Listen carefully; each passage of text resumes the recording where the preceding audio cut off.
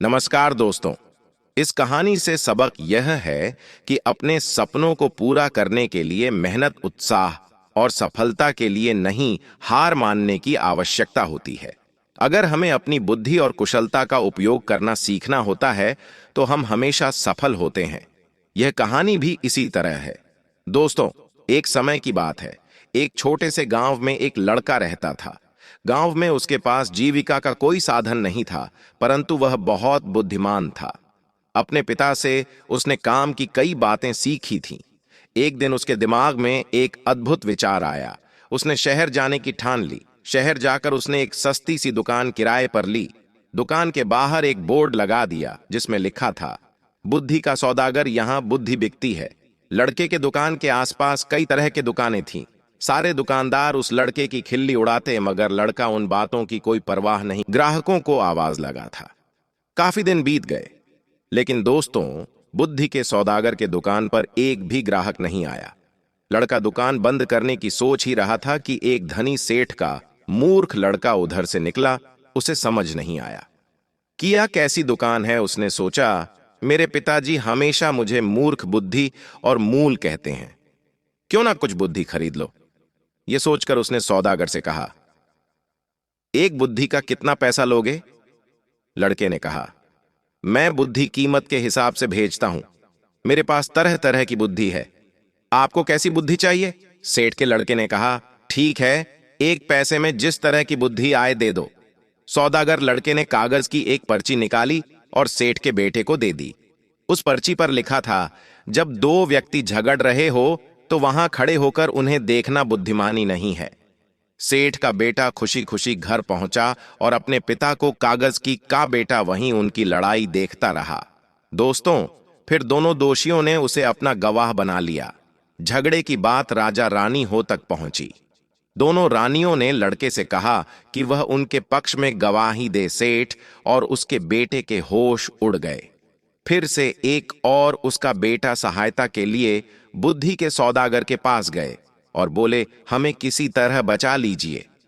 सौदागर ने कहा, ठीक है, लेकिन मैं 500 रुपए जितने बुद्धि के सौदागर को 500 रुपए दे दिए। बुद्धि के सौदागर ने उपाय बताया, देखो, जब गवाही देने के लिए बुलाई जाए तो पागल की तरह व्यवहार करना। सेठ के बेटे ने वही किया। राजा ने उसे पागल समझकर निकाल दिया। इसी तरह की एक दो घटनाएं और हो गईं। बुद्धि के सौदागर की बातें राजा के कान में भी पड़ गईं। राजा ने उसे बुलाया और पूछा, सुना है कि तुम बुद्धि बेचते हो, क्या तुम्हारे पास बेचने के लिए और बुद्धि है? सौदागर ने कहा, जी, आपके काम की तो बहुत है, लेकिन 1 लाख रुपए लूंगा। राजा ने कहा, तुम्हें 1 लाख रुपए ही दिए जाएंगे। सौदागर ने एक पर्ची राजा को दे दी। पर्ची पर कुछ लिखा था। राजा ने पढ़ा, कुछ भी करने से पहले कुछ सोच लेना चाहिए। राजा को यह बात बहुत पसंद आई। उसने अपने तकिए के ऊपर, पदों पर, अपने कक्ष की दीवारों पर, अपने बर्तनों पर इस बात को लिखवा दिया, जिससे वह इस बहुमूल्य वाक्य को कभी ना भूले और ना ही कोई और भूल सके। एक बार राजा बीमार पड़ गया। दोस्तों, राजा के एक मंत्री ने वैद्य के साथ मिलकर षड्यंत्र रचा और राजा की दवा में विष मिला दिया।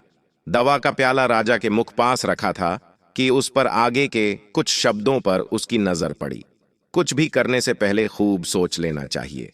राजा ने प्याला नीचे रखा और दवा को देखकर सोच में डूबा कि पीयूं या नहीं पीयूं, और मंत्री को लगा कि उनका भांडा फूट गया है।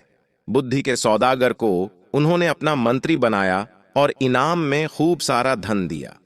शुरुआत में उस लड़के के लिए कामना होना उसके लिए बहुत मुश्किल था, लेकिन वह बहुत होशियार था और एक अद्भुत विचार लेकर शहर जाने का निर्णय लिया। शहर में जाकर उसने दुकान किराए पर ली और बुद्धि का सौदागर बन गया।